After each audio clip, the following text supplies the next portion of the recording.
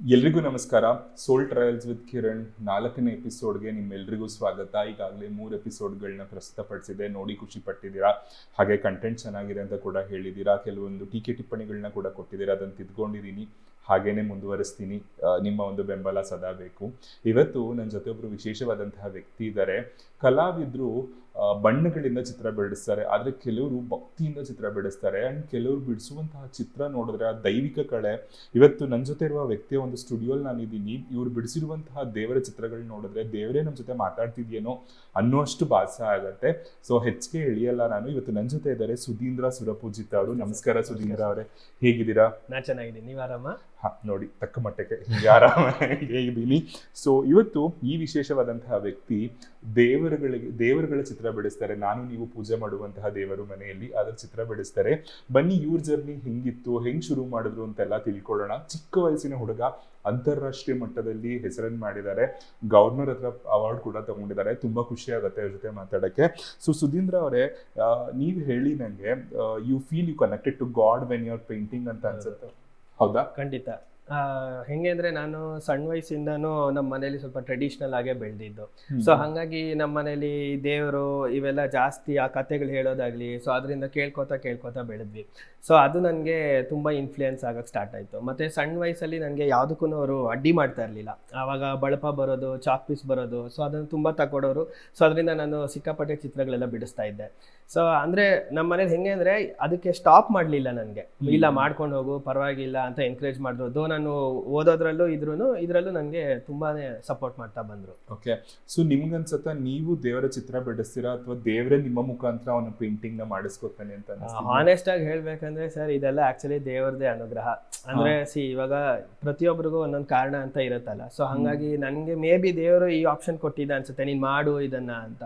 So ಹಾಗಾಗಿ ನಾನು ಮಾಡ್ಕೊಂಡು ಹೋಗ್ತಾ ಇದ್ದೀನಿ. ಅವ್ನು ನನ್ಗೆ ಏನ್ ಪ್ರೇರಣೆ ಕೊಡ್ತಾನೋ ಅದು ಮಾಡ್ತಾ ಹೋಗ್ತೀನಿ. ಅಂಡ್ ಎಲ್ರಿಗೂ ಎಲ್ಲ ಒಲಿಯಲ್ಲ ಅಂತ ಹೇಳ್ತಾರಲ್ಲ, ಹಂಗೆ.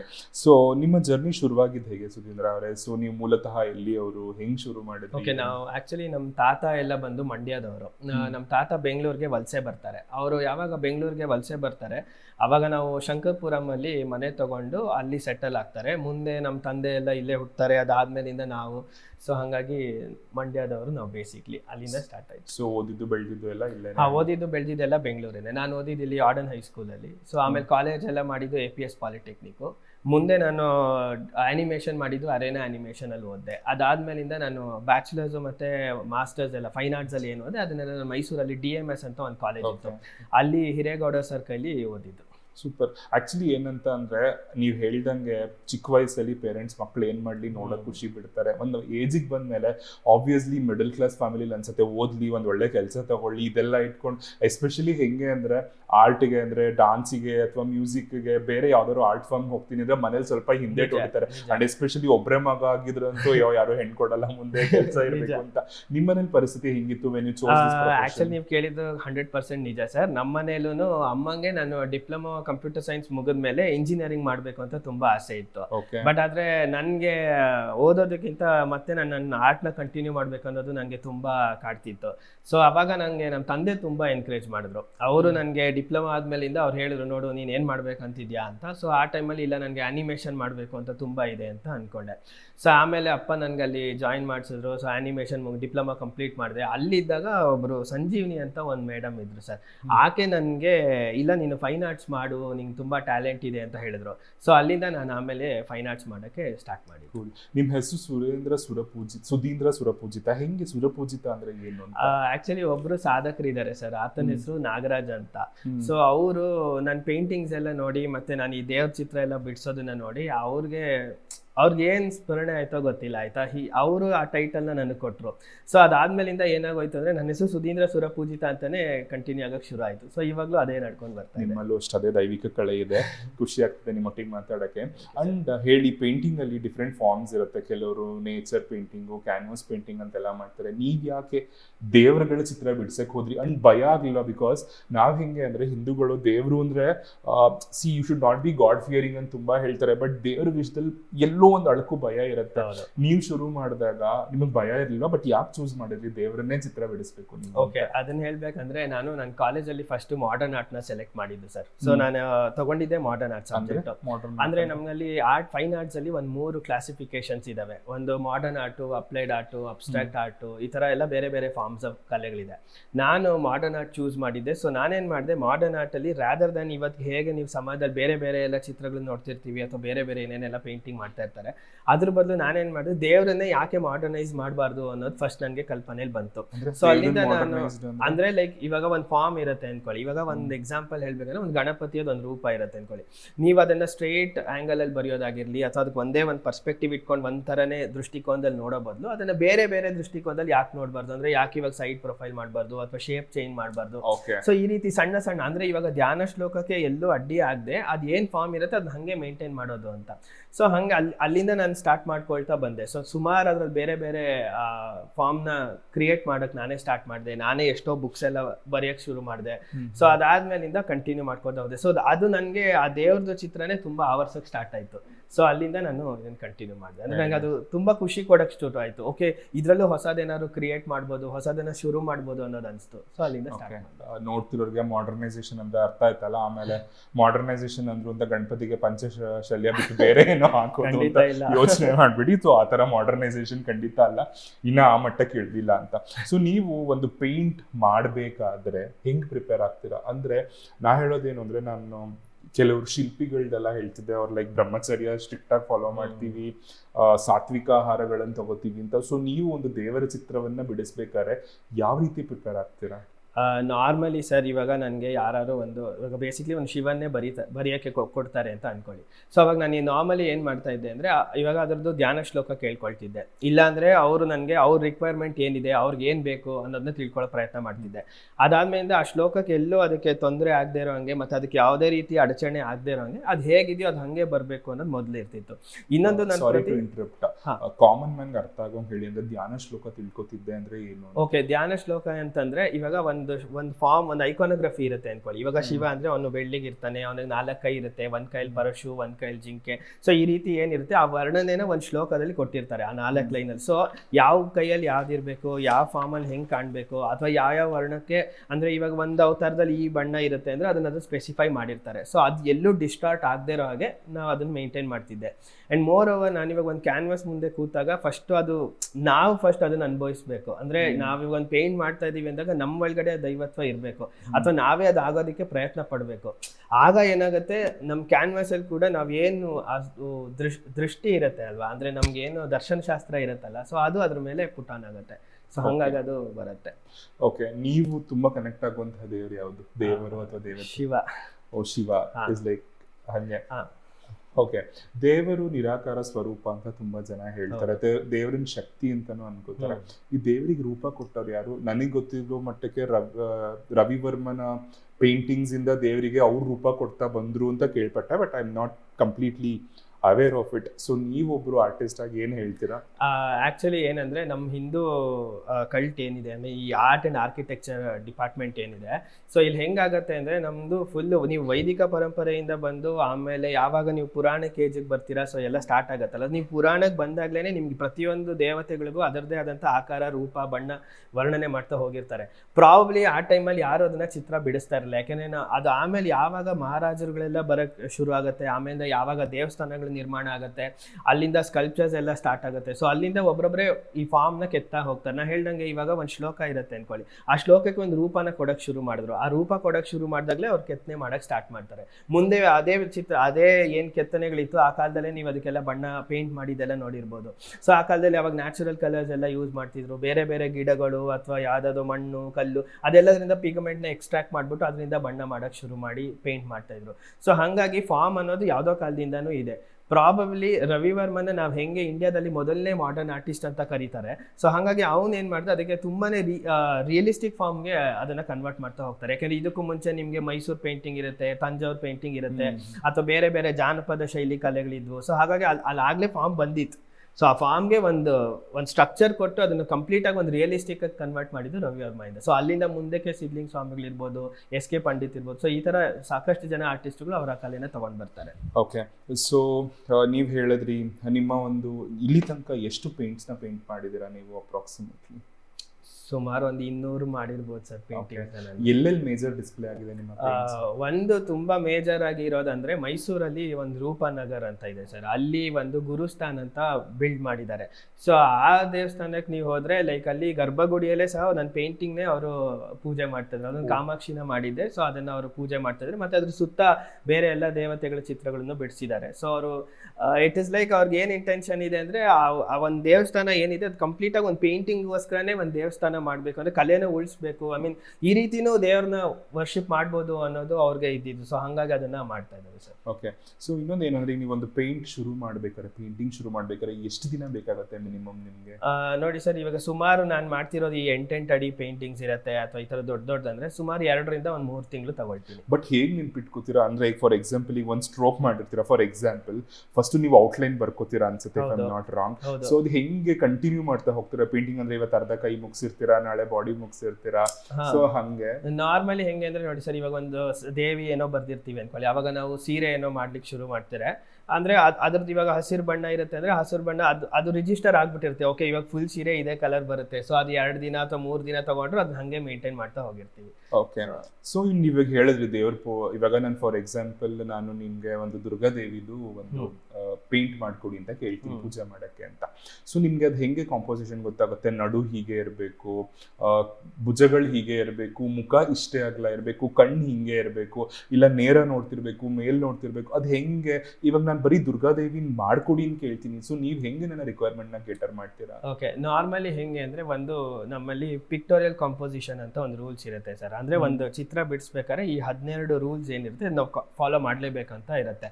ಸೊ ಅದರಲ್ಲಿ ಏನ್ ಕಂಪೋಸಿಷನ್ ನ ಫಸ್ಟ್ ಅದ್ರಲ್ಲಿ ರೆಡಿ ಮಾಡ್ತೀವಿ. ಇನ್ನು ಈ ಹ್ಯೂಮನ್ ಅನಾಟಮಿ ಬಂದಾಗ ಏನಾಗುತ್ತೆ ಅಂದ್ರೆ ನಮ್ಗೆ ಲೈಕ್ ಬೇಸಿಕ್ಲಿ ಪಾಠ ಮಾಡಿರ್ತಾರೆ, ಅದು 7.5 ಇಲ್ಲ 8 ಸರ್ಕಲ್ಸ್ ಅಂತ ಮೆಷರ್ಮೆಂಟ್ ಇಟ್ಕೊಂಡಿರ್ತೀವಿ. ಅದಕ್ಕೆ ನಾವು ನಮ್ಮ ಶೈಲಿನ ಆಡ್ ಮಾಡ್ತೀವಿ, ಸೊ ದಟ್ ನಾವ್ ಎಲ್ಲೂ ಅದನ್ನ ಡಿಸ್ಟಾರ್ಟ್ ಮಾಡಕ್ ಹೋಗಲ್ಲ.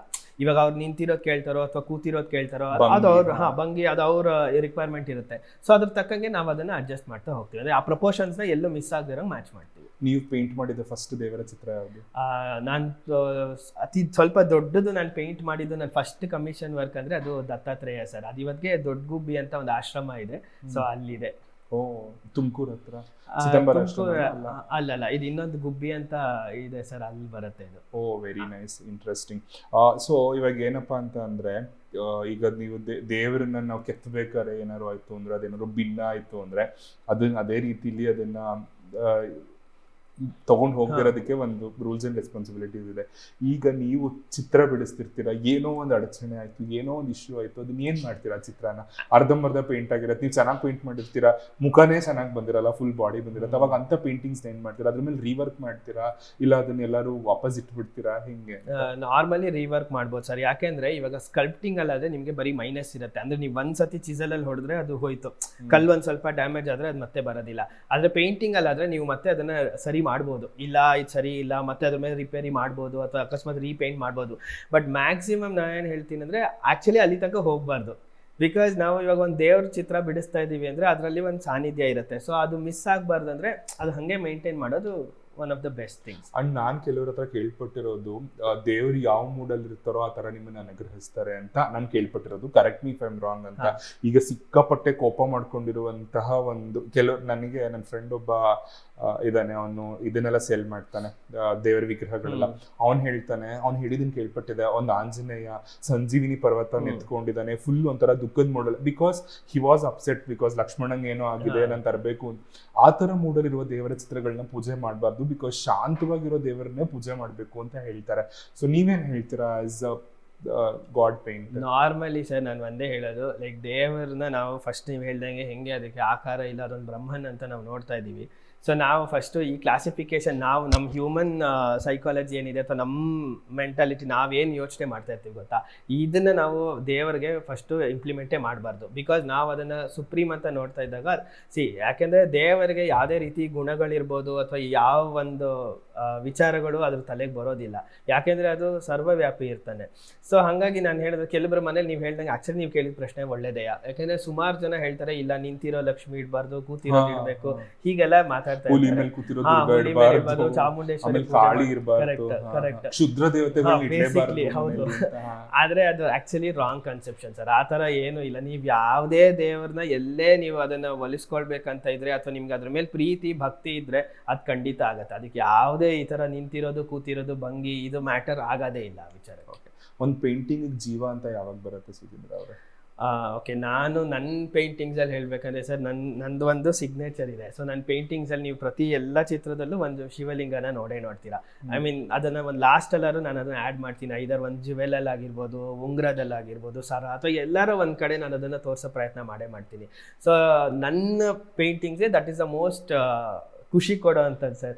ಸೊ ನಾನು ಯಾವಾಗ ಅದನ್ನು ಮಾಡಿರ್ತೀನಿ I feel like okay the painting is complete, ಈಗ ಅದಕ್ಕೆ ಒಂದು ಪೂರ್ಣತೆ ಬಂದಿದೆ, ಇವಾಗ ಅದು ಕಂಪ್ಲೀಟಾಗಿ ರೆಡಿ ಆಗಿದೆ ಅನ್ನೋದು ನನಗೆ ಅರ್ಥ ಆಗುತ್ತೆ. ಸೊ ಅದು ನಾನು ಇಲ್ಲಿ ನಿಮ್ಮ ಸ್ಟುಡಿಯೋಲಿ ಅರುಣಾಚಲೇಶ್ವರಂದು ಒಂದು ಪೇಂಟಿಂಗ್ ನೋಡಿದೆ, ಅದ್ರ ಬಗ್ಗೆ ಹೇಳ್ಬೋದಾ? I know you are a strong believer of him ಅಂತ. ಸೊ ಹೆಂಗೆ? ಹೌದು, ಆ್ಯಕ್ಚುಲಿ ನನಗೆ ತುಂಬ ಅರುಣಾಚಲ ಅಂದರೆ ಒಂದು ಬೇಸಿಕ್ಲಿ ಇಷ್ಟ. ಇದು ಹೆಂಗೆ ಅಂದರೆ ಒಬ್ಬರು ಚನ್ನಪಟ್ಟಣದಲ್ಲಿ ಇದ್ದರು ಸರ್, ಅವ್ರ ಮನೆಗೆ ಅರುಣಾಚಲೇಶ್ವರ ಪೇಂಟಿಂಗ್ ಬೇಕು ಅಂತ ಕೇಳಿದ್ರು. ಸರಿ, ಅವರು ಹೇಳಿದ್ರು ಇಲ್ಲ ನನಗೆ ನೀವು ಹೆಂಗಾರ ಮಾಡಿ, ಆದರೆ ನನಗೆ ರಮಣ ಮಹರ್ಷಿಗಳನ್ನು ಅಲ್ಲಿ ಸೇರಿಸ್ಬೇಕು, because it's very associated to that ಅಂತ. ಸರಿ ಅಂದ್ಬಿಟ್ಟು ಆವಾಗ ನಾನು ಈ ಕೆಲಸ ಮಾಡಿದ್ದೆ. ಆ್ಯಂಡ್ ಮಾಡ್ಬೇಕಾದ್ರೆ ತುಂಬ ಖುಷಿಯಾಗಿದೆ ಸರ್. ಮಾಡೋಕ್ಕಿಂತ ಮುಂಚೆ ನಾನು ತಿರುವಣ್ಣಾಮಲೆಗೆ ಹೋಗಿದ್ದೆ, ಬಂದೆ. ಆ್ಯಂಡ್ ಆ ವಿಷನ್ ಇರ್ಬೋದು, ಆ ರಮಣಾಶ್ರಮ ಸುತ್ತಿರ್ಬೋದು. ಸೊ ಅದೆಲ್ಲ ನನಗೆ ತುಂಬ ಇನ್ಫ್ಲುಯೆನ್ಸ್ ಆಯಿತು. ಸರಿ, ಆಮೇಲಿಂದ ವಿತ್ ಆಲ್ ಭಕ್ತಿ ಅದು ಆ ಪೇಂಟಿಂಗ್ ಮತ್ತು ಈಗ ಅದು ಅವ್ರ ಮನೇಲಿ ನಿತ್ಯ ಪೂಜೆ ಪಡೀತಾ ಇದೆ. ಓ ನೈಸ್. ಅಂಡ್ ನೀವು ಈಗ ಯಾವ್ದಾದ್ರು ದೇವರ ಚಿತ್ರನ ಬಿಡ್ಸಕ್ಕೆ ಮುಂಚೆ ಆ ದೇವರ ಹತ್ರ ಪ್ರಾರ್ಥನೆ ಮಾಡ್ಕೊಳ್ಳೋದಿದೆ? ಫಾರ್ ಎಕ್ಸಾಂಪಲ್ ಈಗ ಯಾರೋ ಹನುಮಂತನ ಬಿಡಿಸ್ಕೊಡಿ ಅಂತಾರೆ, ಆಂಜನೇಯನ ಪ್ರಾರ್ಥನೆ ಮಾಡ್ಕೋತೀರಾ? ಲೈಕ್ ಪ್ರಾರ್ಥನೆ ಅಂದರೆ ಏನಾದ್ರು ಪ್ರಾರ್ಥನೆ ಶ್ಲೋಕದಿಂದ ಶುರು ಮಾಡ್ತೀರಾ, ಇಲ್ಲ ರ್ಯಾಂಡಮ್ ಆಗಿ ಸ್ಕೆಚ್ ಮಾಡಿ ಶುರು ಮಾಡ್ತೀರಾ? ಇಲ್ಲ ಸರ್, ಆ್ಯಕ್ಚುಲಿ ಪ್ರಾರ್ಥನೆ ಅಂತೂ ಮಾಡ್ತೀನಿ. ಅಂದರೆ ಇವಾಗ ಒಂದು ಚಿತ್ರ ನಾವು ಬಿಡಿಸ್ತಾ ಇದ್ದೀವಿ ಅಂದರೆ ಅದರಲ್ಲಿ ಅದರದ್ದು ಸಾನ್ನಿಧ್ಯ ಬರಲೇಬೇಕಾಗತ್ತೆ. ಸೊ ಆವಾಗ ಖಂಡಿತ ನಾವು ಅದಕ್ಕೆ ಪ್ರಾರ್ಥನೆ ಮಾಡ್ತೀವಿ, ಅದನ್ನ ಹಾಗೆ ಮುಗಿಸ್ತೀನಿ. Okay, interesting. ಸೊ ಈಗ ನೀವು ಸ್ಟೂಡೆಂಟ್ಸ್ಗಳಿಗೆ ಎಲ್ಲ ಪಾಠ ಮಾಡ್ತೀರಾ, ಪೇಂಟಿಂಗ್ ಎಲ್ಲ ಹೇಳ್ಕೊಡ್ತೀರಾ ಅಂತ ಹೇಳ್ತಿದ್ರಿ ನೀವೇನೆ ಆಫ್ ದ ರೆಕಾರ್ಡ್ಸ್. ಸೊ ಈ ಹೆಂಗಿದೆ ಇಂಟ್ರೆಸ್ಟು ಪೇಂಟಿಂಗ್ ಕಲಿಯೋಕ್ಕೆ ಇವಾಗ? ಕೆಲವ್ರು ಹೆಂಗ್ ಗೊತ್ತಾ, ಮನೇಲಿ ಪುಷ್ ಮಾಡ್ತಾರೆ ಹಾಬಿ ಹೋಗ್ಲಿ ಅಂತ. ಸೊ ಆಸಕ್ತಿಯಿಂದ ಬರ್ತಾರ ಕಲಿಯೋಕ್ಕೆ ಮಕ್ಕಳು? ಅಂದ್ರೆ ಯಾವ ಏಜಿನ ಮಕ್ಕಳಿಗೆ ಪಾಠ ಮಾಡ್ತೀರಾ? ಓಕೆ, ನಾನು ಕಲಾರ್ಣವನ ಸ್ಟಾರ್ಟ್ ಮಾಡಿದ್ದು 2016 ಸರ್. ಇವಾಗ 10 ವರ್ಷ ಆಗಿದೆ. ಸೊ ಮುಂಚೆ ವಯಸ್ಸೆಷ್ಟು? ನನಗೀಗ 35. ಓಕೆ. ಸೊ ನಾನು ಅವಾಗ ಸ್ಟಾರ್ಟ್ ಮಾಡಿದ್ದು. ಸೊ ಸ್ಟಾರ್ಟಿಂಗಲ್ಲಿ ನಾನು ಏನು ಮಾಡ್ತಿದ್ದೆ ಅಂದರೆ ಮಕ್ಳಿಗೆ ಮಾತ್ರ ಪಾಠ ಮಾಡ್ತಾ ಇದ್ದೆ. ಸೊ ಎಲ್ಲ ಸ್ಕೂಲ್ಗೆ ಹೋಗೋ ಮಕ್ಕಳು ಅವರೆಲ್ಲ ಬರ್ತಿದ್ರು. ಸೊ ಅವರಲ್ಲಿ ಏನಾಗೋದಂದರೆ ನೀವು ಹೇಳ್ದಂಗೆ ಸುಮಾರು ಜನಕ್ಕೆ ಪೇರೆಂಟ್ಸ್ಗೆ ಏನಿರುತ್ತೆ ಅಂದರೆ, ಇವಾಗ ಇವ್ನು ಡ್ರಾಯಿಂಗ್ ಮಾಡಿದ ತಕ್ಷಣ ನಾಳೆ ಕಾಂಪಿಟೇಷನಲ್ಲಿ ಮಾಡಿಬಿಡ್ಬೇಕು, ನಾಡಿದ್ದು ಪ್ರೈಸ್ ತೊಗೊಂಡ್ಬಿಡ್ಬೇಕು ಅನ್ನೋದು ಸಾಕಷ್ಟು ಜನಕ್ಕೆ ಅದಿರುತ್ತೆ. ಅದು ಅವಾಗ ಏನಾಗುತ್ತೆ, ಅದು ಬಲವಂತಕ್ಕೆ ಅವರು ಪಾಠ ಮಾಡ್ತಾ ಇದ್ದಾರೆ ಅಂತ ಆಗುತ್ತೆ. ಸೊ ಅಥವಾ ಅವರು ಮಕ್ಕಳನ್ನ ಸುಮ್ಮನೆ ಫೋರ್ಸಿಗೆ ಕಳಿಸ್ತಾ ಇದ್ದೀವಿ, ಇವ್ರು ಕಲ್ತ್ಕೊಬೇಕು ಅನ್ನೋದಿರುತ್ತೆ. ಅದು ಆ್ಯಕ್ಚುಲಿ ಯಾವತ್ತೂ ವರ್ಕ್ ಆಗೋದಿಲ್ಲ ಸರ್. ಯಾವಾಗ ಅವ್ರಿಗೆ ಪ್ರಾಮಾಣಿಕತೆ ಇರುತ್ತೆ ಮತ್ತು ಕಲಿಯೋ ಆಸಕ್ತಿ ಇರುತ್ತೆ ಅವಾಗಷ್ಟೇ ಅದು ಬರುತ್ತೆ, ಇಲ್ಲಾಂದರೆ ವಿದ್ಯೆ ಯಾವತ್ತಿಗೂ ಬರೋದೇ ಇಲ್ಲ. ಈಗ ನಾನು ಏನು ಮಾಡಿದ್ದೀನಿ ಅಂದರೆ ಮಕ್ಳಿಗೆ ತೊಗೊಳೋದನ್ನ ನಿಲ್ಸಿದ್ದೀನಿ. ಬಟ್ ಇವಾಗ ದೊಡ್ಡವರು ಬರ್ತಾರೆ. ಸೊ ದೊಡ್ಡವ್ರು ಏನಂದರೆ ಅವರು ಹಾಬಿಗೋಸ್ಕರ ಕಲಿತಿರ್ತಾರೆ. ಈಗ ಕೆಲ್ಸಕ್ಕೆ ಹೋಗ್ತಿರ್ತಾರೆ, ಕಾಲೇಜಲ್ಲಿ ಓದ್ತಾ ಇರ್ತಾರೆ, ಮತ್ತು ಮನೇಲೆ ಹೌಸ್ ವೈಫ್ ಇರ್ತಾರೆ. ಸೊ ಅವರೆಲ್ಲ ಏನು ಮಾಡ್ತಾರೆ, ಅವ್ರು ಬಂದು ಕಲಿತಿರ್ತಾರೆ. ಸೊ ಇಲ್ಲಿ ಅವ್ರಿಗೇನಂದರೆ ಮನೆಯಲ್ಲಿ ಒಂದು ಚೇಂಜ್ ಇರುತ್ತೆ, ಒಂದು ಆಸಕ್ತಿ ಇರುತ್ತೆ, ಸೊ ಮಾಡ್ತಾರೆ. ಬಟ್ ಬಲವಂತಕ್ಕೆ ಮಾತ್ರ ಯಾವುದು ಬರಲ್ಲ ಸರ್, ಅದು ಯಾವತ್ತೂ ವರ್ಕ್ ಆಗಲ್ಲ. ನೀವು ದೇವರ ಪೇಂಟಿಂಗ್ ಒಂದ್ಬಿಟ್ಟು ಬೇರೆ ಇನ್ನೇನೇನು ಮಾಡ್ತೀರಾ? ನಾನು ಆ್ಯಕ್ಚುಲಿ ಬೇರೆ ಲ್ಯಾಂಡ್ಸ್ಕೇಪ್ಸ್ ಮಾಡ್ತೀನಿ, ಪೋರ್ಟ್ರೇಟ್ಸ್ ಮಾಡ್ತೀನಿ, ಮತ್ತೆ ಬೇರೆ ಎಲ್ಲ ಥರ ಶೈಲಿ ಪೇಂಟಿಂಗ್ಸ್ ಮಾಡ್ತೀನಿ. ಜ್ಯುವೆಲರಿ ಡಿಸೈನ್, ಅದು ಆ್ಯಕ್ಚುಲಿ ನಾನು ತುಂಬ ನನಗೆ one of my favourite part ಅದು. ಸೊ ಹಾಗಾಗಿ ಯಾರು ಹಾಕೊಂಡಿದ್ದಾರೆ? ಸೆಲೆಬ್ರಿಟಿ ಹಾಕೊಂಡಿದ್ದಾರೆ? ರಾಜಮನೆ? ಇಲ್ಲ, ಒಂದು ದೇವಸ್ಥಾನಕ್ಕೆ ಮಾಡಿಸಿದ್ದಾರೆ ಸರ್. ನಾನು ಒಂದು ಸುಬ್ರಹ್ಮಣ್ಯದ ಒಂದು ಪೇಂಟಿಂಗ್ ಮಾಡಿದ್ದೆ. ಸೊ ಆ ಪೆಂಡೆಂಟ್ ಏನಿತ್ತು ಅದನ್ನ ಮಾಡಿಸಿ ಇವಾಗ ಆಕ್ಚುಲಿ ಒಂದು ಸುಬ್ರಹ್ಮಣ್ಯ ವಿಗ್ರಹ ಹಾಕಿದ್ದಾರೆ. ಅದು ತಮಿಳ್ನಾಡು ಅಲ್ಲಿದೆ ಇವಾಗ. ಅದು ಬಿಟ್ರೆ ಯಾರು ಪರ್ಸನಲ್ ಆಗಿ ನನ್ನ ಕೇಳಿದ್ರೆ ಜ್ಯುವೆಲರಿ ಮಾಡ್ಕೊಡಿ, ಡಿಸೈನ್ ಏನಾರು ಅಂದ್ರೆ ಅವಾಗ ಖಂಡಿತ ನಾನು ಮಾಡ್ಕೊಡ್ತೀನಿ. ಓಕೆ, ನೀವು ಆಸ್ ಅ ಸೌತ್ ಇಂಡಿಯನ್ ಹೇಳಿ, ಈಗ ನೀವು ನಾರ್ತ್ ಇಂಡಿಯನ್ಸ್ ಅಲ್ಲಿ ದೇವರ ಚಿತ್ರ ನೋಡ್ಬೋದು. ಈಗ ಕೆಲವೊಂದು ದೇವಸ್ಥಾನಕ್ಕೆ ನಮಗೇನು ಅಂದ್ರೆ ಕರಿ ಶಿಲೆಯಲ್ಲಿ ದೇವರು ದೇವ್ರನ್ನ ನೋಡಿದ್ರೆ ಅಥವಾ ಈ ತರ ಪೇಂಟಿಂಗ್ಸ್ ಅಲ್ಲಿ ನೋಡಿದ್ರೆ ಭಕ್ತಿ ಬರುತ್ತೆ, ವಿ ಕನ್ಸಿಡರ್ ದಟ್ ಇಸ್ ದೇವ್ರು ಅಂತ. ತುಂಬಾ ಜನ ಹೇಳ್ತಾರೆ ನಾರ್ತ್ ಇಂಡಿಯನ್ ಟೆಂಪಲ್ಸ್ ಗೆಲ್ಲ ಹೋದ್ರೆ ದೇವ್ರು ನೋಡಿದ್ರೆ ಭಕ್ತಿನೇ ಬರಲ್ಲ ಅಂತ. ಯಾಕೆ ಒಂದು ಮೈಂಡ್ ಸೆಟ್ ಇದೆ ಅಂತ ನೋಡಿ ಸರ್, ಅದಕ್ಕೆ ಸುಮಾರು ಕಾರಣ ಇದೆ ಸರ್. ವೆರಿ ಬೇಸಿಕ್ ಆಗಿ ಹೇಳ್ಬೇಕಂದ್ರೆ ತುಂಬಾ ನಮ್ಮಲ್ಲಿ ಆಗಿದ್ದ ಇನ್ವೇಷನ್ಸೇ ಅದಕ್ಕೆ ಕಾರಣ. ಅರ್ಧ ನಾವು ಹಂಗೆ ನೋಡಿದ್ರೆ ನಾವು south Indians we so lucky, ನಾವು ಆಕ್ಚುಲಿ ಸೇವ್ ಆಗಿದ್ದೀವಿ. ಇಲ್ಲ ಅಂದಿದ್ರೆ ನಮ್ಮಲ್ಲೂ ಎಲ್ಲ ಹೊಡೆದೋಗ್ಬಿಟ್ಟಿರೋದು, ನಮ್ಮಲ್ಲೂ ಸಾಕಷ್ಟು ಹಾಳಾಗ್ತಿತ್ತು. ಆದ್ರೆ ನಾರ್ತ್ ಅವರು ತುಂಬಾ ಅದ್ರದ್ದು ಹೊಡೆತ ತಿಂದಿದ್ದಾರೆ, ಮತ್ತೆ ಅವ್ರು ಅದನ್ನ ತುಂಬಾ ನೋಡಿದ್ದಾರೆ. ಸೊ ನಾವು ಇವಾಗ ಅಲ್ಲಿ ಹೋದ ತಕ್ಷಣ, ಇವಾಗ ನಾವು ಕಾಶಿಗೆ ಹೋಗ್ತೀವೋ ಅಥವಾ ಇನ್ಯಾವುದೋ ಒಂದು ದ್ವಾರಕಾಗೆ ಹೋಗ್ತೀವೋ, ಅಲ್ಲಿ ಹೋದ ತಕ್ಷಣ ನಾವು ವಿ ಶುಡಂಟ್ ಫೀಲ್ ದಟ್ ಓ ಅಲ್ಲೇನೋ ನಡೀತಾ ಇದೆ ಅಥವಾ ಓ ಇಲ್ಲೇನು ಭಕ್ತಿನೇ ಇಲ್ಲ. ಐ ಮೀನ್ ಆ ಥಾಟ್ ಇಟ್ಕೊಂಡು ನೀವು ಇಲ್ಲಿಂದಾನೇ ಮೆಂಟಲಿ ರೆಡಿ ಆದ್ರೆ ಅದು ನಿಮ್ಗೆ ಖಂಡಿತ ಸಾಧ್ಯನೇ ಆಗಲ್ಲ. ನೀವು ಅಲ್ಲಿ ಹೋದಾಗ ಅಲ್ಲಿ ಕತೆ ಅಥವಾ ಅಲ್ಲಿದ್ ಏನ್ ಸ್ಥಳ ಪುರಾಣ ಇರುತ್ತೆ ಅದನ್ನ ನಾವು ಲಿಟ್ರಲಿ ಎಂಜಾಯ್ ಮಾಡ್ಬೇಕು. ಅದು ಮಾಡಿದ್ರೆ ಮಾತ್ರ ನಮ್ಗೆ ಅದು ಈಸಿಯಾಗಿ ಅರ್ಥ ಆಗುತ್ತೆ. ಅಂಡ್ ಮೋರ್ ಓವರ್ ನಾನು ಹೇಳೋದೇ ಅಂದ್ರೆ, ನೀವು ನೋಡೋ ಪ್ರತಿ ವಸ್ತು, ವ್ಯಕ್ತಿ ಅಥವಾ ಏನೇನ್ ದೇವ್ರು ನೋಡ್ತಾ ಇದ್ದೀರಾ ಅದು ಎಲ್ಲದರಲ್ಲೂ ದೇವ್ರು ಇದ್ದೇ ಇದ್ದಾನೆ. ಸೊ ಯು ಕಾಂಟ್ ಲೈಕ್ ಅಲ್ಲಿ ಹೋದಾಗ ನನಗೆ ಭಕ್ತಿ ಬಂದಿಲ್ಲ ಅಂದ್ರೆ ಪ್ರಾಬ್ಲಮ್ ಇರೋದು ನಮ್ಮಲ್ಲಿ, ಚೈತನ್ಯದಲ್ಲಿ, ದೇವರಲ್ಲ ಅದು ಆಕ್ಚುಲಿ. ಓಕೆ, ಸೊ ಈಗ ಕೆಲವರಿಗೆ ದೇವ್ರ ಪೂಜೆ ಮಾಡೋರಿಗೆ, ಜಪ ತಪ ಮಾಡೋರಿಗೆ ಒಂದು ಪಾಸಿಟಿವ್ ವೈಬ್ರೇಷನ್ಸ್ ಆಗುತ್ತೆ ಬಾಡಿನಲ್ಲಿ.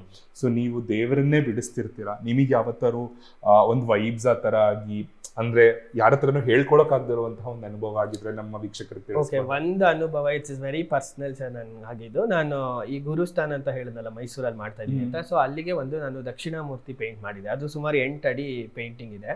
ಸೊ ಲಿಟ್ರಲಿ ಹೆಂಗೆ ಅಂದ್ರೆ, ನನಗೆ ಬೇಸಿಕ್ಲಿ ಶಿವ ಇಷ್ಟ ಅನ್ನೋದಕ್ಕಿಂತ ಯಾವುದೇ ದೇವ್ರನ್ನ ನಾವು ಬಿಡಿಸ್ತಾ ಇದ್ರು ಅದ್ರ ಮೇಲೆ ನಾವು ತುಂಬಾನೇ ಇನ್ವಾಲ್ವ್ ಆಗಿರ್ತೀವಿ. ಸೊ ಆ ಟೈಮಲ್ಲಿ ಏನಾಗಿತ್ತು ಅಂದ್ರೆ, ನನ್ಗೆ ಆ ಪೇಂಟಿಂಗ್ ಆಲ್ಮೋಸ್ಟ್ ನಾನು ಒಂದು ಬಾಡಿ ಎಲ್ಲ ಮುಗಿಸಿ ಜ್ಯುವೆಲರಿ ಎಲ್ಲ ಮಾಡುವಾಗ ಲಿಟ್ರಲಿ ನಾವು ಕ್ಯಾನ್ವಾಸ್ ಮೇಲೆ ಲೀನ್ ಆಗಿರ್ತೀವಿ. ಇಲ್ಲ ಮಾಡ್ಬೇಕಾದ್ರೆ ಅಷ್ಟು ಎತ್ತರ ಇರೋದ್ರಿಂದ ನಮ್ಗೆ ಅದನ್ನ ಹ್ಯಾಂಡಲ್ ಮಾಡೋದು ಕಷ್ಟ ಇರುತ್ತೆ ಕೆಲವು ಸತಿ. ಸೊ ಅವಾಗ ನನಗೆ ಲಿಟ್ರಲಿ ಅದು ಒಂಥರ ಬೇರೆ ಲೆವೆಲ್ ಅಲ್ಲಿ ಫೀಲ್ ಆಗೋದು ಸರ್. ನೀವು ಪೇಂಟ್ ಮಾಡುವಾಗ ಐ ಕುಡ್ ಲಿಟ್ರಲಿ ಫೀಲ್, ಇವಾಗ ಒಂದು ಗ್ರೇವ್ ಯಾರ್ಡ್ ಅಲ್ಲಿ ಬರ್ನ್ ಆಗ್ತಿದೆ ಅಥವಾ ಒಂದು ಹೆಣಗಳದ್ದು ಅದು ಸ್ಮೆಲ್ ಇದೆ ಅಂದ್ರೆ, ಅವ್ನು ಇವಾಗ ಹೆಂಗೆ ಆ ವರ್ಣನೆ ಮಾಡ್ತಾರೆ, ಅವ್ನು ಫ್ರೆಶ್ ಟೈಗರ್ದು ಒಂದು ಚರ್ಮ ಹಾಕೊಂಡಿರ್ತಾನೆ ಅಥವಾ ಅಂದ್ರೆ ನೀವು ಲಿಟ್ರಲಿ ಅದನ್ನ ಫೀಲ್ ಮಾಡ್ಬೋದು. ಅಂದ್ರೆ ಇಟ್ ಇಸ್ ಲೈಕ್ ನೀವು ಅದು ನಿಮ್ ಜೊತೆ ರೆಸ್ಪಾಂಡ್ ಮಾಡ್ತಾ ಇದೆ ಅಂದ್ರೆ, ಆ ಚಿತ್ರ ನಿಮ್ಮೊಟ್ಟಿಗೆ ಮಾತಾಡ್ತಾ ಇದೆ ಅಂತ ನಿಮ್ಗೆ ಫೀಲ್ ಆಗುತ್ತೆ. ಅಂದ್ರೆ ನೀವು ಯಾವ ದೇವ್ರನ್ನ ಬರೆದ್ರು, ನಾ ಹೇಳೋದಂದ್ರೆ ಫಸ್ಟ್ ನಮ್ಗೆ ಅದು ಮನನ ಆಗಿರ್ಬೇಕು.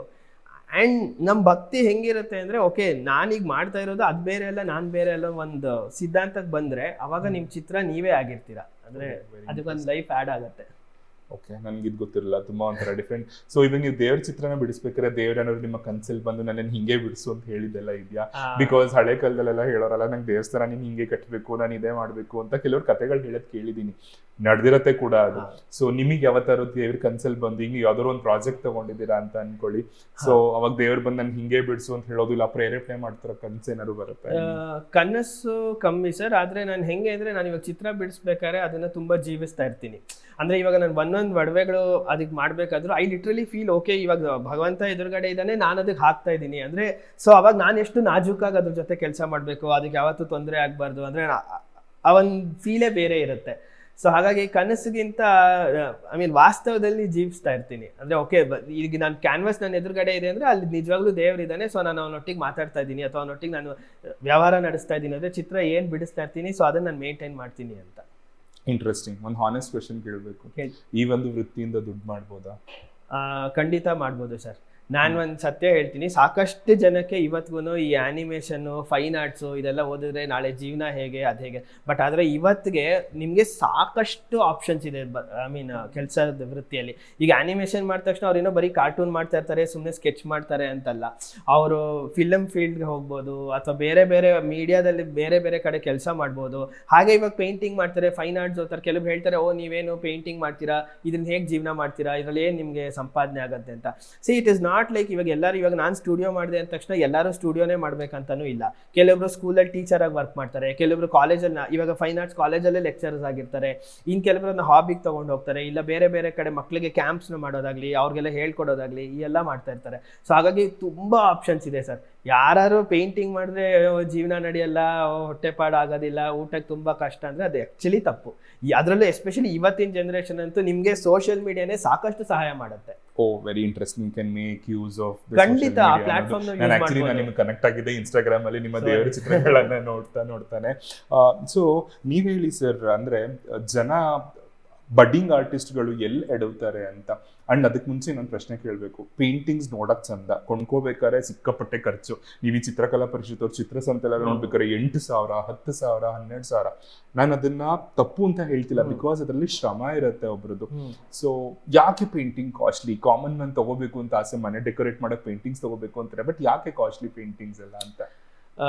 ಕಾಸ್ಟ್ಲಿ ಯಾಕೆ ಅಂದ್ರೆ ನೋಡಿ ಸರ್, ಒಂದು ಅವರು ತುಂಬಾ ಮನ್ಸು ಮತ್ತೆ ಅವ್ರ ಇಂಟ್ರೆಸ್ಟ್ ಇಂದ ಮಾಡಿರ್ತಾರೆ. ಬೇಸಿಕ್ಲಿ ಏನಂದ್ರೆ ಅದು ಅವ್ರ ಕ್ರಿಯೇಟಿವಿಟಿ. ಅದನ್ನ ನಾವು ಟು ಬಿ ಆನೆಸ್ಟ್ ನಾವ್ ಯಾರು ಅದನ್ನ ವ್ಯಾಲ್ಯೂ ಮಾಡಕ್ಕಾಗಲ್ಲ. ಒಬ್ರು ಪರಿಶ್ರಮ ಅದನ್ನ ವ್ಯಾಲ್ಯೂ ಮಾಡಕ್ಕಾಗಲ್ಲ. ಆದ್ರೆ ಈಗ ಅದಕ್ಕೆ ಬಳಸುವಂತ ಪದಾರ್ಥಗಳೆಲ್ಲ ಇರುತ್ತಲ್ಲ, ಪೇಂಟ್ಸ್ ಇರ್ಬೋದು, ಬ್ರಷ್ ಇರ್ಬೋದು, ಕ್ಯಾನ್ವಾಸ್, ಪೇಪರ್, ಸೊ ಇವಕ್ಕೆಲ್ಲ ಆಬ್ವಿಯಸ್ಲಿ ಅವ್ರು ದುಡ್ಡು ಕೊಡ್ಲೇಬೇಕಾದ್ರೆ. ಸಿ ಇವತ್ತಿಗೆ ನಾವು ಹಳೆ ಕಾಲದಲ್ಲಿ ಮಹಾರಾಜರ ತರ ರೆನ್ಯುಮರೇಷನ್ ಅನ್ಬಿಟ್ಟು ಏನೋ ಒಂದು ಸರ ತಕೊಡೋದು, ಉಂಗ್ರ ತಕೊಡೋದು ಅದು ಸಾಧ್ಯ ಆಗಲ್ಲ.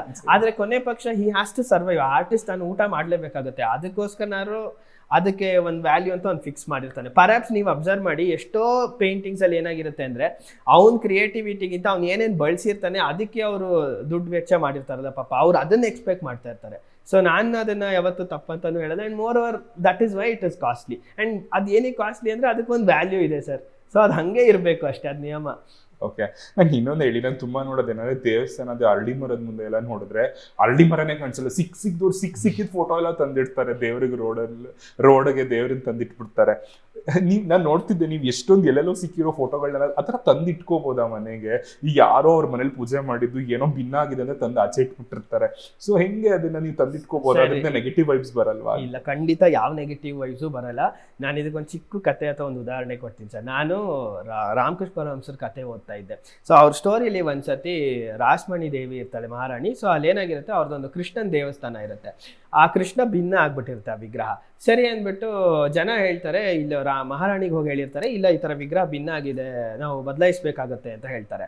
ಸರಿ, ಮಹಾರಾಣಿಯವರು ಪಾಪ ಬಂದು ರಾಮಕೃಷ್ಣ ಅಂತ ಕೇಳ್ತಾರತ್ತೆ, ಈ ತರ ವಿಗ್ರಹ ಭಿನ್ನ ಆಗಿದೆ ಅಂತ, ನೋಡಿ ಗುರುಗಳೇ ಹೊಸಾದ್ ಮಾಡಿಸ್ಕೊಡ್ತೀನಿ, ಪ್ರತಿಷ್ಠಾಪನೆ ಮಾಡ್ರಿ ಅಂತ. ರಾಮಕೃಷ್ಣ ಪರಮಹಂಸರು ಪಾಪ ಮಹಾರಾಣಿ ಅಂತಾನು ನೋಡಿದ್ರೆ ಕಪಾಳಕ್ಕೆ ಒಂದು ಹೊಡಿತಾರೆ. ಆವಾಗ ಅವ್ರು ಕೇಳ್ತಾಳೆ, ಬಟ್ ಅಲ್ಲಿರೋ ಭಟ್ರೆಲ್ಲ ಕೋಪ ಬರುತ್ತೆ, ಜನಕ್ಕೂ ಕೋಪ ಬರುತ್ತೆ, ಈ ಮಹಾರಾಣಿ ಮೇಲೆ ಕೈ ಮಾಡ್ಬಿಟ್ರಲ್ಲ ಇವರು ಹೆಂಗೆ ಅಂತ. ಆವಾಗ ಇವಳು ಕೇಳ್ತಾಳೆ, ಏನಕ್ಕೆ ನೀವು ನನಗೆ ಹೊಡೆದ್ರಿ, ಏನ್ ತಪ್ಪು ಹೇಳ್ದೆ ನಾನು ಅಂತ. ಅವಾಗ ಅವ್ರು ಒಂದು ಮಾತು ಹೇಳ್ತಾರೆ, ನಿಮ್ಮ ಮನೆ ನಿಮ್ಮ ಅಪ್ಪ ಅಮ್ಮ ಕಾಲು ಊನ ಆಗೋದ್ರೆ ಆಚೆ ಬಿಸಾಕ್ಬಿಡ್ತೀಯ.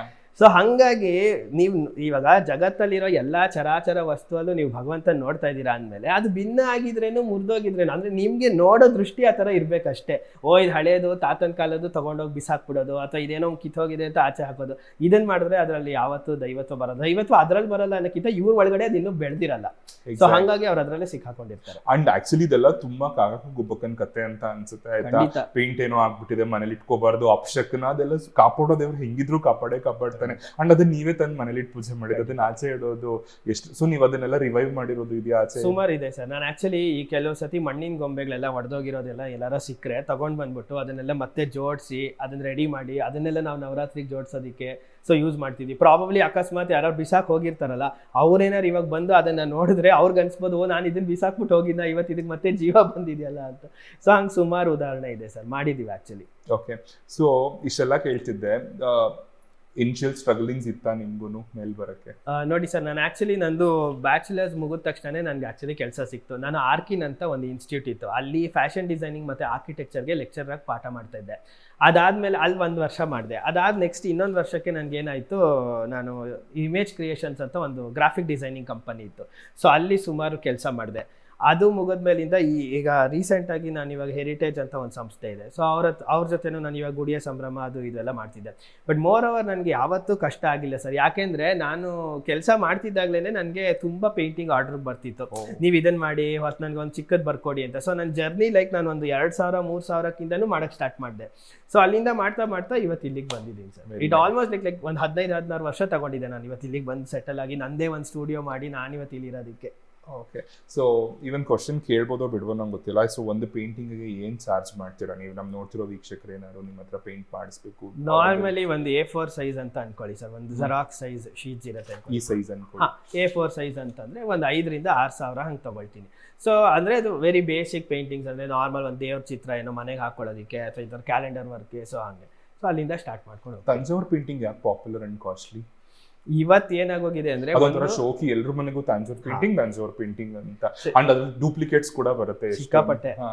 ಬೇಸಿಕ್ಲಿ ಏನಂದ್ರೆ ಈ ಮೈಸೂರು ಮತ್ತೆ ತಂಜಾವೂರು ಶೈಲಿ ವರ್ಣಚಿತ್ರಗಳಿದೆಯಲ್ಲ, ಇವು ಬಂದು ಒಂದ್ ಕಾಲದಲ್ಲಿ ಬರೀ ರಾಯಲ್ ಆರ್ಟ್ ಆಗಿತ್ತು, ಅಂದ್ರೆ ಬರೀ ಶ್ರೀಮಂತರ ಮನೆ ಅಸೆಟ್ ಆಗಿತ್ತು ಅದು ಆಕ್ಚುಲಿ. ಈಗ ಅದು ನಿಮ್ಗೆ ಎಲ್ಲರಿಗೂ ಸಿಗುತ್ತೆ. ಬಟ್ ಕಾರಣ ಏನು, ಅದು ಏನಿಗೆ ಕಾಸ್ಟ್ಲಿ ಅಂತಂದ್ರೆ ಅಕಸ್ಮಾತ್ ನೀವು ಅದ್ರ ನಿಜವಾಗ್ಲೂ ಅದು ಗೋಲ್ಡ್ ಲೀಫ್ ಯೂಸ್ ಮಾಡ್ತಾರಲ್ಲ, ಅದು ಹೇಗಾಗಿದೆ ಅಂದ್ರೆ ಇವತ್ತಿಗೆ ಈಗ ನಾರ್ಮಲ್ ಗೋಲ್ಡ್ ರೇಟ್ ಹೆಂಗ್ ಜಾಸ್ತಿ ಆಗ್ತಾ ಹೋಗುತ್ತೋ ಹಂಗೆ ಅದು ಕೂಡ ಜಾಸ್ತಿ ಆಗುತ್ತೆ. ಅವಾಗ ನಿಮ್ಗೆ ಏನಾಗುತ್ತೆ, ಪೇಂಟಿಂಗ್ ಬೆಲೆ ಜಾಸ್ತಿ ಆಗ್ಬಿಡುತ್ತೆ. ಇವಾಗ ಒಂದು 5,000ಕ್ಕೆ ಒಂದು ಕಾಲದಲ್ಲಿ ಆ ಪೇಂಟಿಂಗ್ ಸಿಕ್ತಿತ್ತು ಅನ್ಕೊಳ್ಳಿ, ಈಗ ಅದೇ ಪೇಂಟಿಂಗ್ ಇವಾಗ 10,000 ಆಗೋಗಿರುತ್ತೆ. ಏನಕ್ಕೆ ಅಂದ್ರೆ ಗೋಲ್ಡ್ ರೇಟ್ ಜಾಸ್ತಿ ಆಗಿರುತ್ತೆ. ನಿಮ್ಗೆ ಪೇಂಟಿಂಗ್ ಪಾಪ ಆರ್ಟಿಸ್ಟ್ ಮಾಡಿರೋದಕ್ಕೆ ಅಥವಾ ಪೇಂಟಿಂಗ್ ಅದು ಖರ್ಚು ಕಮ್ಮಿನೇ ಇರುತ್ತೆ, ಆದ್ರೆ ಅದಕ್ಕೆ ಯೂಸ್ ಮಾಡೋ ಆಕ್ಸೆಸರೀಸ್ ಅದನ್ನ ಜಾಸ್ತಿ ಆಗುತ್ತೆ. ಹಂಗಾಗಿ ಪಾಪ ಅದು ಹೊರಗಡೆ ಅಫೋರ್ಡ್ ಮಾಡೋರಿಗೆ ಸ್ವಲ್ಪ ಕಷ್ಟ ಆಗುತ್ತೆ. ಸೊ ಒಂದು A4 ಸೈಜ್ ಅಂದ್ರೆ ಎಷ್ಟು ದಿನ ತಗೋತೀರಾ ಮಾಡ್ಕೊಡೋದು? ಹಾರ್ಡ್ಲಿ ಒಂದು 10 ದಿನ. ಓಕೆ, ಸೊ ಪೇಷನ್ಸ್ ಬೇಕು, ಬಿಕಾಸ್ ತುಂಬಾ ಪೇಷನ್ಸ್ ಅವ್ರಿಗೂ ಇರುತ್ತೆ ಪೇಂಟ್ ಮಾಡೋರಿಗೆ. ಸೊ ನಿಮಗೂ ಕೂಡ ಪೇಷನ್ಸ್ ಇರಬೇಕು ಅಂತ ನಂಗೆ ಅನ್ಸುತ್ತೆ. ಸೊ ಈ ವಿಡಿಯೋ ನೋಡ್ತಿರೋರಿಗೆ ಬೇಸಿಕಲಿ ನೀವು ಏನು ಹೇಳಕ್ ಇಷ್ಟಪಡ್ತೀರಾ? ಸೊ ಯಾರೋ ನಿಮ್ಮನ್ನು ಫಾಲೋ ಮಾಡೋರು, someone want to come to this field, ಅವರಲ್ಲಿ ಏನು ಇರಬೇಕು, ಏನು ಇರಬಾರ್ದು, ಯಾವ ಒಂದು 5 ಗುಣಗಳು ಇರಬೇಕು, ಯಾವ ಒಂದು 5 ಗುಣಗಳು ಇರಬಾರ್ದು ಅಂತ ಅನ್ಸುತ್ತೆ? ಏನು ಸರ್, ನಾನು ನಾರ್ಮಲಿ ಯಾರು ಪೇಂಟಿಂಗ್ ಮಾಡಬೇಕು ಅಥವಾ ಅವ್ರಿಗೊಂದು ಕಲಿಬೇಕು ಅನ್ನೋದಿದೆ ಅಂದರೆ, ಮೊದಲು ಅವ್ರಿಗೆ ಆಸಕ್ತಿ ಇರಬೇಕು, ಎರಡನೇದು ಅವ್ರಿಗೆ ಕ್ರಿಯೇಟಿವಿಟಿ ಇರಬೇಕು, ಮೂರನೇದು ಅವ್ರಿಗೆ ಅಬ್ಸರ್ವೇಷನ್ ಸ್ಕಿಲ್ಸ್ ತುಂಬ ಚೆನ್ನಾಗಿರಬೇಕು. ಅಂದರೆ ನೋಡಿದ ವಸ್ತುನ ಅವ್ರ ತಲೆಯಲ್ಲಿ ಹೇಗೆ ಅದನ್ನು ಮೆಮೊರೈಸ್ ಮಾಡ್ಕೊಳ್ತಾರೆ ಅಥವಾ ಅದನ್ನು ಎಷ್ಟರ ಮಟ್ಟಿಗೆ ಅವ್ರು ನೆನ್ಪಿಟ್ಕೊಳ್ತಾರೆ, ಅದನ್ನು ಅವ್ರು ಹೇಗೆ ಪೇಪರ್ ಮೇಲೆ ತರೋದಕ್ಕೆ ಯೋಚನೆ ಮಾಡ್ತಾರೆ. ಅಂದರೆ ಒಂದೇ ಒಂದು ವಿಷಯನ ಸಾವಿರಾರು ಬೇರೆ ಬೇರೆ ಆ್ಯಂಗಲಲ್ಲಿ ಯೋಚನೆ ಮಾಡೋ ಥರ, ಅದೇ ಬೇರೆ ಬೇರೆ ದೃಷ್ಟಿಕೋನಗಳು ಅವ್ರಿಗೆ ತುಂಬ ಸಹಾಯ ಆಗುತ್ತೆ. ಈ ಎಲ್ಲ ಕ್ವಾಲಿಟೀಸ್ ಬೇಸಿಕ್ ಆಗಿರಬೇಕು. ಇನ್ನೊಂದು, ಒಂದು ಸ್ವಲ್ಪನಾದ್ರು ಪೆನ್ಸಿಲ್ ಹಿಡಿದು ಅಭ್ಯಾಸ ಆಗಿರಬೇಕು, ಒಂಚೂರು ಓಕೆ ನನ್ನ ಬಣ್ಣಗಳ ಜೊತೆ ಆಟ ಆಡೋದಕ್ಕೆ ಬೇಸಿಕ್ ಕಲರ್ ಸೆನ್ಸ್. ಸೊ ಇಷ್ಟ ಐಡಿಯಾ ಇದ್ರೆ ಖಂಡಿತ ಒಬ್ಬ ವ್ಯಕ್ತಿ ಪೇಂಟ್ ಮಾಡೋದಕ್ಕೆ ಸಾಧ್ಯ. ಅವನಿಗೆ ಆವಾಗ ಹೇಳ್ಕೊಡೋ ನಮಗೂ ಆಸಕ್ತಿ ಬರುತ್ತೆ, ಕಲಿಯೋನ್ಗೂ ಇಲ್ಲ ನಾನು ಮಾಡ್ಬೋದು ಅನ್ನೋ ಒಂದು ಧೈರ್ಯ ಬರುತ್ತೆ. ಪೇಷನ್ಸ್ ಇರತ್ತಾ? ಪೇಷನ್ಸ್ ಬರುತ್ತಾ? ಪೇಷನ್ಸ್ ಬರುತ್ತೆ ಆಕ್ಚುಲಿ, ಖಂಡಿತ ಬರುತ್ತೆ. ಯಾಕಂದ್ರೆ ನೀವು ಒಂದು ಲೈನ್ ಹಾಕ್ಬೇಕಂದ್ರೆ ನೀವು 2 ಪಾಯಿಂಟ್ ಇಟ್ಟು ಸ್ಕೇಲಲ್ಲಿ ಲೈನ್ ಜಾಯಿನ್ ಮಾಡ್ತಾ ಇದ್ದೀರಾ ಅಂದಾಗಲೇ ನಿಮ್ಮಲ್ಲಿ ಅಷ್ಟು ತಾಳ್ಮೆ ಇರುತ್ತೆ. ಸೊ ಅದೇ ನಿಮ್ಗೆ ಕಲಿಸುತ್ತೆ. Okay, this is something scientific, related to scientific also, or just like an art? Is connected to science or just an art? ಇದರಲ್ಲಿ ಎರಡೂ ಇದೆ ಸರ್. ಇವಾಗ ನೀವು ಒಂದು ಚಿತ್ರ ನೀವು ಹೇಳಿದ್ರಿ ಗೊತ್ತಾ, ಇವಾಗ ಒಂದು ಯಾವುದೋ ಒಬ್ಬ ವ್ಯಕ್ತಿಯನ್ನ ನಾವು ಬಿಡಿಸ್ತಾ ಇದೀವಿ ಅಥವಾ ಒಂದು ದೇವರನ್ನ ಬಿಡಿಸ್ತಾ ಇದೀವಿ ಅಂದ್ರೆ ನಾವು ಇವಾಗ ಪ್ರಪೋರ್ಷನ್ಸ್ನ ಮೇಂಟೈನ್ ಮಾಡ್ತೀವಿ ಅನ್ಕೊಳ್ಳಿ, ಅಲ್ಲಿಗೆ ನಿಮಗೆ ಮ್ಯಾಥ್ಸ್ ಬರಬೇಕು, ಅಲ್ಲಿಗೆ ಒಂದು ಬೇಸಿಕ್ ಸೆನ್ಸ್ ಗೊತ್ತಿರಬೇಕು. ಓಕೆ, ಇಷ್ಟು ಮಾಡ್ಬೇಕಾದ್ರೆ ಈ ಪ್ರಪೋರ್ಷನ್ಸ್ನ ನಾವು ಮೇಂಟೈನ್ ಮಾಡಬೇಕು, ಇದು ಹಿಂಗೆ ಬರಬೇಕು ಅನ್ನೋ ಐಡಿಯಾ ಇರಬೇಕು. ಅಲ್ಲಿಗೆ ಏನಾಯ್ತು, ಟೆಕ್ನಿಕಲ್ ಟರ್ಮ್ ಆಯ್ತು. ಇನ್ನೊಂದು, ನೀವು ಅದಕ್ಕೆ ಏನು ಒಡವೆ ಹಾಕ್ತೀರಾ, ನೀವು ಅದಕ್ಕೆ ಏನು ಅಲಂಕಾರ ಮಾಡ್ತೀರಾ ಅನ್ನೋ ನಿಮ್ಮ ದೃಷ್ಟಿಗೆ ಬಿಟ್ಟಿದ್ದು. ಸೊ ಹಾಗಾಗಿ ಇದು ಎರಡೂ ಮ್ಯಾಟರ್ ಆಗುತ್ತೆ. ಓಕೆ, ಒಂದು ದೇವ್ರ ಚಿತ್ರ ಬಿಡಿಸ್ಬೇಕಾದ್ರೆ ಸುಲಭವಾಗಿ ಯಾವ್ದು ಹಿಂಗೆ ಬಿಡಿಸ್ಬೋದು, ತುಂಬಾ ಕಷ್ಟ ಅಂದ್ರೆ ಯಾವುದು? ತುಂಬಾ ಸುಲಭವಾಗಿ ಬಿಡಿಸೋದಂದ್ರೆ ಗಣೇಶ ಸರ್. ಓಕೆ, ಯಾ, ಓಕೆ, ತುಂಬಾ ಸುಲಭ.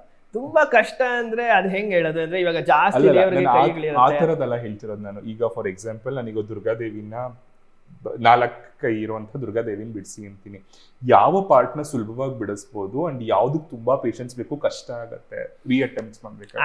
ಹಾನೆಸ್ಟ್ ಆಗಿ ಹೇಳ್ಬೇಕಾದ್ರೆ ಇಲ್ಲಿ ಸುಲಭ ಕಷ್ಟ ಅನ್ನೋದಕ್ಕಿಂತ ನೀವು ಮೇಲ್ ಕಿರೀಟದಿಂದ ಪಾದ ತನಕ ಬರೋಷ್ಟರಲ್ಲಿ ಅರ್ಧಕ್ಕರ್ಧ ನೀವು ಪೇಷನ್ಸ್ ಟೆಸ್ಟ್ ಮಾಡಿರ್ತಾರೆ. ಸೊ ಹಾಗಾಗಿ ಇಲ್ಲಿ ಕಷ್ಟ ಸುಲಭ ಅನ್ನೋದು ಬರೋದೇ ಇಲ್ಲ ಸರ್. ಏನಂದ್ರೆ ನೀವು ಜಾಸ್ತಿ ಯಾವಾಗ ನಾವು ಫೋಕಸ್ಡ್ ಆಗ್ಬಿಡ್ತೀವಿ ಅಥವಾ ನಾವು ತುಂಬಾ ಅದ್ರಲ್ಲಿ ಇನ್ವಾಲ್ವ್ ಆಗಿರ್ತೀವಿ, ಮುಖ ಮಾಡುವಾಗ ತುಂಬಾ ಇನ್ವಾಲ್ವ್ ಆಗುತ್ತೆ. ತುಂಬಾ ಹೇಳ್ತಾರೆ, ಎಸ್ಪೆಷಲಿ ಕಣ್ಣು ಬರಿಬೇಕಾದ್ರೆ ತುಂಬಾ, ಎಸ್ಪೆಷಲಿ ಆ ಕಣ್ಣುಗಳು ಆ ಟೈಮಲ್ಲಿ ಏನಾಗ್ಬಿಟ್ಟಿರುತ್ತೆ, ಕಾನ್ಶಿಯಸ್ ಆಗ್ಬಿಟ್ಟಿರ್ತೀವಿ ನಾವು. ಓ ಇಲ್ಲ, ಇವಾಗ ಮಾಡ್ಬೇಕು ಅಂದ್ರೆ ಕರೆಕ್ಟಾಗಿ ಒಂದು ಶ್ರದ್ಧೆಯಿಂದ ಒಂದು ಲೈನಲ್ಲಿ ಅದನ್ನ ಮಾಡ್ತಾ ಹೋಗಿರ್ತೀವಿ. ಸೊ ಆ ಟೈಮಲ್ಲಿ ಎಷ್ಟೋ ಜನಕ್ಕೆ ಅದೇ ತಾನೆ ಸಾಮಾನ್ಯ ಎಲ್ಲ ಮಾಡ್ಬಿಡ್ತಾರೆ. ಇವಾಗ ಕ್ಲಾಸಲ್ಲೂ ಅಷ್ಟೇ ನೀವು ನೋಡ್ಬೋದು ಸರ್, ಸುಮಾರು ಜನ ಎಲ್ಲ ಪೇಂಟಿಂಗ್ ಮಾಡ್ತಾ ಇರ್ತಾರೆ, ಆಮೇಲೆ ಮುಖ ಬರಿಬೇಕಾದ್ರೆ ಇಲ್ಲ ಸರ್ ಇದೇನೋ ಸ್ವಲ್ಪ ಸರಿ ಬಂದಿಲ್ಲ, ಕರೆಕ್ಟ್ ಮಾಡ್ಕೊಡಿ ಅಂತಾರೆ. ಅಂದ್ರೆ ಲೈಕ್ ನಾರ್ಮಲಿ ನೀವು ಒಂದು ಶಿಲ್ಪ ಅಥವಾ ಒಂದು ಚಿತ್ರ ಅಥವಾ ಒಂದು ಯಾವುದೇ ಒಂದು ನೋಡಿದ್ರು ನಮ್ಮ ಫೋಕಸ್ ಹೋಗೋದೇ ಮುಖದ ಮೇಲೆ. ಸೊ ಹಾಗಾಗಿ ನಮ್ಗೆಲ್ಲ ಫೋಕಸ್ ಅದ್ರ ಮೇಲೆ ಇರುತ್ತೆ. ಇಂಟ್ರೆಸ್ಟಿಂಗ್. ನಿಮ್ಮ ಜೊತೆ ಮಾತಾಡ್ತಾ ತುಂಬಾ ವಿಷಯಗಳನ್ನ ಕಲ್ತ್ಕೊಂಡೆ, ನನಗೂ ಕೂಡ ಗೊತ್ತಾಯ್ತು. ನನ್ನ ಕಾರ್ಯಕ್ರಮದಲ್ಲಿ ಭಾಗಿಯಾಗಿದ್ದಕ್ಕೆ ತುಂಬಾನೇ ಧನ್ಯವಾದಗಳು. ತುಂಬಾನೇ ಖುಷಿ ಆಯ್ತು ನೀವು ನನ್ನೊಟ್ಟಿಗೆ ಇಷ್ಟೊತ್ತು ಮಾತಾಡಿ, ನಿಮ್ಮ ಸಮಯವನ್ನ ನನಗೆ ಕೊಟ್ಟಿದ್ದಕ್ಕೆ. ಸೊ ನಿಮ್ಗೆ ನೆಕ್ಸ್ಟ್ ಏನ್ ಇದೆ, ಏನ್ ಮಾಡ್ಬೇಕು ಅಂತ ಇದೆ ದೊಡ್ಡದಾಗಿ? ನನಗೆ ಫ್ಯೂಚರಲ್ಲಿ ಇರೋದಂದ್ರೆ ಈ ಕಲಾರ್ಣವ ಏನು ನಾನು ಎಸ್ಟಾಬ್ಲಿಷ್ ಮಾಡಿದ್ದೀನಿ, ಇದನ್ನು ಇನ್ನೂ ದೊಡ್ಡದು ಮಾಡಬೇಕು ಅಂತ ಆಸೆ ಇದೆ. ಮತ್ತು ಎಷ್ಟು ಜನಕ್ಕೆ ಆಸಕ್ತಿ ಇರುತ್ತೋ ಅವ್ರಿಗೆಲ್ಲರಿಗೂ ಇದನ್ನು ಕಲಿಸಿ, ಇವಾಗ ನಾನೇನು ಒಂದು ಶೈಲಿ ಕಂಡಿಡಿದು ನಾನು ಅದನ್ನ ಇಲ್ಲಿ ತನಕ ತೊಗೊಂಡೋಗಿದ್ದೀನಿ, ಅದನ್ನು ಹಾಗೆ ಮುಂದುವರ್ಸ್ಕೊಂಡು ಹೋಗಬೇಕು, ಇದನ್ನು ಇನ್ನೂ 4 ಜನಕ್ಕೆ ಪಸರಿಸಬೇಕು. ಸೊ ಇದು ಹಾಗೆ ಕಂಟಿನ್ಯೂ ಆದರೆ ಆವಾಗ ಈ ದೇವತಾ ಚಿತ್ರಗಳಿಗೆಲ್ಲ ಇನ್ನೂ ಜೀವ ಬರುತ್ತೆ. ಪ್ರಾಬ್ಲಿ ನನಗಿನ್ನೂ ಖುಷಿ ಆಗುತ್ತೆ, ಓಕೆ ಮಾಡಿದ್ದು ಮುಂದುವರ್ಸ್ಕೊಂಡು ಹೋಗ್ತಿದೆ, ಅದಕ್ಕೆ ಸಾರ್ಥಕತೆ ಪಡೆದಿದೆ ಅನ್ನೋದು ಖುಷಿ. ಅಪ್ರಾಕ್ಸಿಮೇಟ್ಲಿ ಎಷ್ಟು ಸ್ಟೂಡೆಂಟ್ಸ್ ಇದ್ದಾರೆ ನಿಮ್ಗೆ ಈಗ? ಈಗ ಸದ್ಯಕ್ಕೆ ಒಂದು 35 ರಿಂದ 40 ಜನ ಇದ್ದಾರೆ. Very interesting. ಸೊ ಕಲಾರ್ಣವ ಇರೋದು ಗಿರಿನಗರದಲ್ಲೇ. ಸುಧೀಂದ್ರ ಅವರು very much Girinagar police station ಹತ್ರನೇ ಅವ್ರ ಮನೆ ಇರೋದು. ಸೊ ಅವರ ಡೀಟೇಲ್ಸ್ ನಾನು ಡಿಸ್ಕ್ರಿಪ್ಷನ್ ಕೂಡ ಹಾಕಿರ್ತೀನಿ. ಸೊ ನಿಮ್ಗೆ ಏನಾದ್ರು ಪೇಂಟ್ ಕಲಿಯೋ ಆಸಕ್ತಿ ನಿಜವಾಗ್ಲೂ ಇದ್ದು ಸಮಯ ಇದ್ರೆ ಖಂಡಿತ ಸುಧೀಂದ್ರ ಅವ್ರನ್ನ ಕಾಂಟ್ಯಾಕ್ಟ್ ಮಾಡ್ಬೋದು, ಪೇಂಟಿಂಗ್ ಕಲಿಸ್ತಾರೆ. ಧನ್ಯವಾದಗಳು. ನಿಮ್ಮ ಎಲ್ಲ ಒಂದು ಕಾರ್ಯಗಳಿಗೂ ಯಶಸ್ಸಿಗ್ಲಿ ಅಂತ ನಾನು ಕೂಡ ಪ್ರಾರ್ಥಿಸ್ತೇನೆ ದೇವರನ್ನ. ಸೊ ಇದಾಗಿತ್ತು ಇವತ್ತಿನ ಸೋಲ್ ಟ್ರಯಲ್ಸ್ ವಿತ್ ಕಿರಣ್ 4ನೇ ಎಪಿಸೋಡ್. ನನ್ನ ಜೊತೆ ಇದ್ರು ಸುಧೀಂದ್ರ ಸುರಪೂಜಿತ ಅವರು. ಪೇಂಟಿಂಗ್ ಬಗ್ಗೆ ಒಂದಷ್ಟು ಒಳ್ಳೊಳ್ಳೆ ಇನ್ಫಾರ್ಮೇಶನ್ ಕೊಟ್ಟರು. ನನಗೆ ತುಂಬಾ ಖುಷಿ ಆಯಿತು. ಬಿಕಾಸ್ ಅವರ ಸ್ಟುಡಿಯೋಲಿರುವಂಥ ಎಷ್ಟೋ ಚಿತ್ರಗಳನ್ನ ನೋಡ್ತಿದ್ರೆ ನಂಗೆ ಒಂಥರ ಐ ಫೀಲ್ ಕನೆಕ್ಟೆಡ್ ಆಯ್ತಾ, ದೇವರೇ ನನ್ನ ಎದುರುಗಡೆ ಸಾಕ್ಷಾತ್ ಕೂತಿದ್ದಾರೆ ಅಂತ ಅನ್ಸು. ನಿಮಗೂ ಏನಾದ್ರು ನಿಮ್ಮ ಇಷ್ಟವಾದಂತಹ ದೇವರನ್ನ ಮನೇಲಿಟ್ಟು ಪೂಜೆ ಮಾಡಬೇಕು ಅಂದರೆ ಸುಧೀಂದ್ರ ಅವ್ರನ್ನ ಕಾಂಟ್ಯಾಕ್ಟ್ ಮಾಡಿ. ತುಂಬ ಚೆನ್ನಾಗಿರುವಂತಹ ಪೇಂಟಿಂಗ್ನ ಮಾಡ್ತಾರೆ. ನೀವು ಅವ್ರ ಇನ್ಸ್ಟಾಗ್ರಾಮ್ ಹ್ಯಾಂಡಲ್ಲು ಇದೆ ಸುಧೀಂದ್ರ ಸುರಪೂಜಿತ ಅಂತ. ಅಲ್ಲಿ ಹೋದರೆ ತುಂಬ ಒಂದಷ್ಟು ಒಳ್ಳೊಳ್ಳೆ ದೇವ್ರ ಚಿತ್ರಗಳನ್ನ ಅವ್ರು ಬಿಡಿಸಿ ಹಾಕಿದ್ದಾರೆ. ನಿಮ್ಗೊಂದು ಐಡಿಯಾ ಕೂಡ ಬರುತ್ತೆ. ಸೊ ಮತ್ತೆ ಮುಂದಿನ ಸೋಲ್ ಟ್ರಯಲ್ಸ್ ವಿತ್ ಕಿರಣ್ ಎಪಿಸೋಡ್ಲಿ ಇನ್ನೊಬ್ಬ ವಿಶೇಷ ವ್ಯಕ್ತಿ ಜೊತೆನೋ ಅಥವಾ ದೇವಸ್ಥಾನದ ಜೊತೆನೋ ಎಲ್ಲಿ ಸಿಗ್ತೀನಿ ಅಂತ ಗೊತ್ತಿಲ್ಲ, ಬಟ್ ಕಾಯ್ತೀರಿ, ಖಂಡಿತ ಸಿಗ್ತೀನಿ. ಎಲ್ರಿಗೂ ಒಳ್ಳೇದಾಗ್ಲಿ, ಒಳ್ಳೇದು ಮಾಡ್ತೀರಿ. ನಮಸ್ಕಾರ.